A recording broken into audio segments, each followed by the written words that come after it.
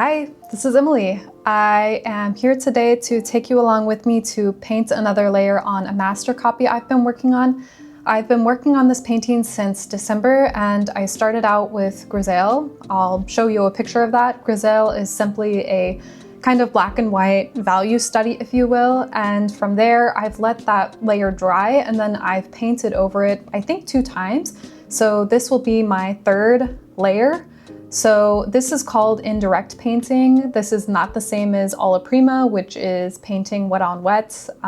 With indirect, you essentially paint a layer, you let it dry, and then you paint another layer. So I'm going to take you all along with me doing that today, and I will show you some of the things that I've been learning in my painting class that I'm now trying to do at home. So let's do it.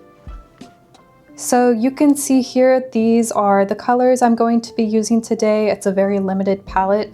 We have just a titanium white, a cad yellow, a cad red, a cad light green, and then this right here is actually ultramarine blue. So with these 5 colors, we're going to be working on this painting right here, which is of a mango. And this is my painting right now and where it's at. So if you compare the two, actually, some of the things that I want to work on today is the drawing. You can see here that the drawing isn't quite right, and the number one thing that you need to get right in a painting is the drawing.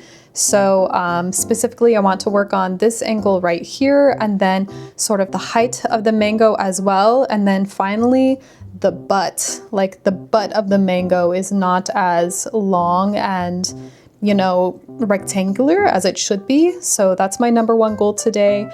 Number 2, I want to focus on values, and I'm going to be using my red square here to help me discern values. The red square essentially makes it so you don't have to squint.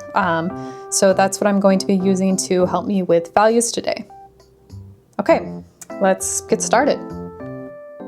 So I start this whole process by oiling out with a medium. Essentially what that means is a medium is like 40% Gamsol and 60% linseed oil, and it helps kind of charge the brush to make, you know, the paint last a little bit further. I oil out on a painting like this so that I can have kind of an alla prima feel to it. It feels like painting wet on wet as opposed to painting on a dry canvas.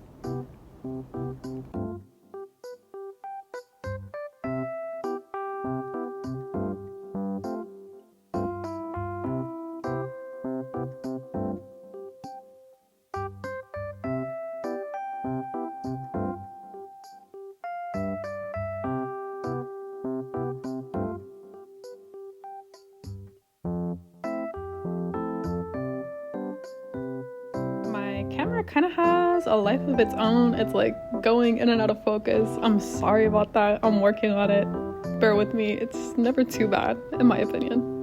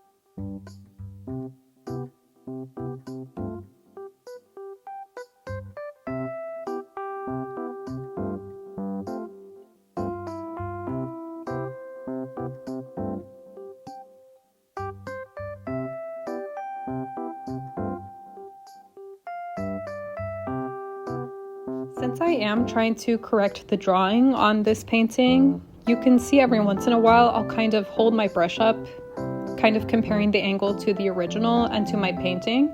That way I'm able to get a little bit more accurate angles and, it's just something to help you as opposed to just looking at it with your eyes. So my camera didn't pick up on this very well, but what I'm trying to show you is that I'm switching brushes to something a bit more softer, and that way I can blend the colors together.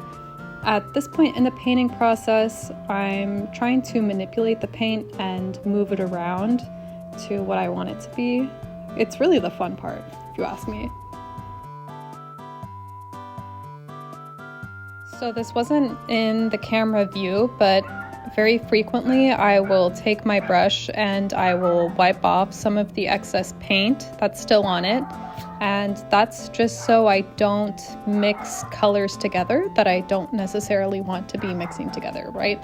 So if I'm messing around with this red paint here and then I'm about to go into the yellow, I don't want to get right into the yellow, and so I wipe it off on the little board below. My neighbor's dog is really popping off right now. I'm sorry you can hear it. Ugh.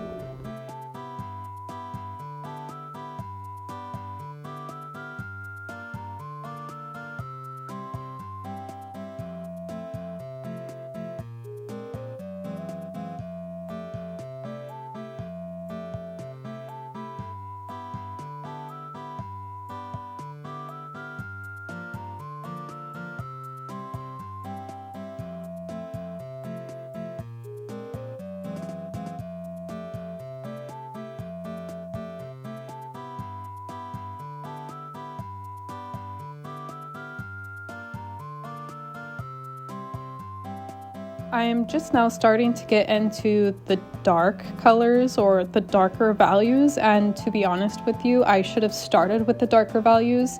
This is because light eats dark, is what my instructor says, and what that basically means is that it's easier to move around lighter paint or lighter values, but it's harder to do that with darker values, if that makes sense. I think, what I'm trying to convey is you should always put down your dark values first and then move to your lighter values.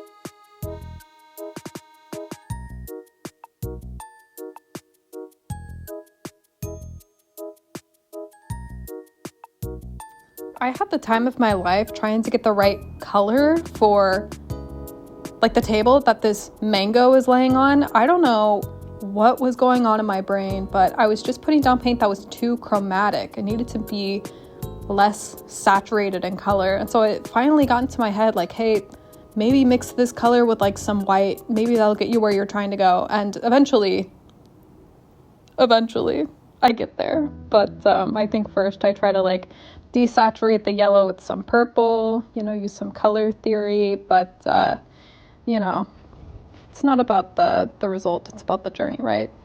Or I don't know, maybe it's the other way around in this case. Some of the most common social media painting advice I see is not to use white to lighten a color.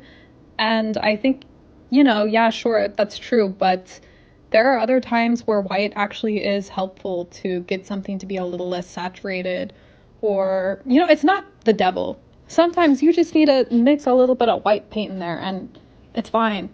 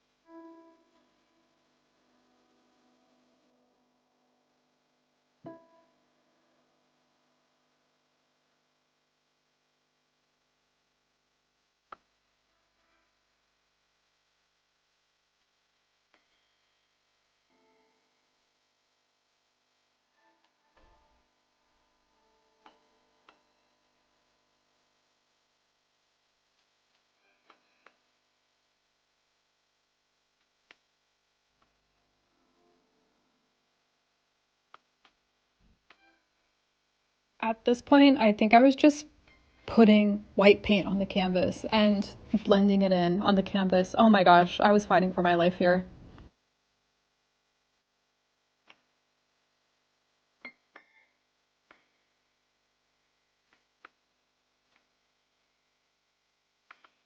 So I'm nearing the end here, and we're gonna have a before and after. The values on this mango are a little bit tighter and a bit more accurate. I think the drawing is also a little bit more accurate. Here is the before, and here's the after. Super subtle, but makes a big difference. Here's what my palette looks like. Here's all the paints I used. Thanks for watching. I'll see you in the next one.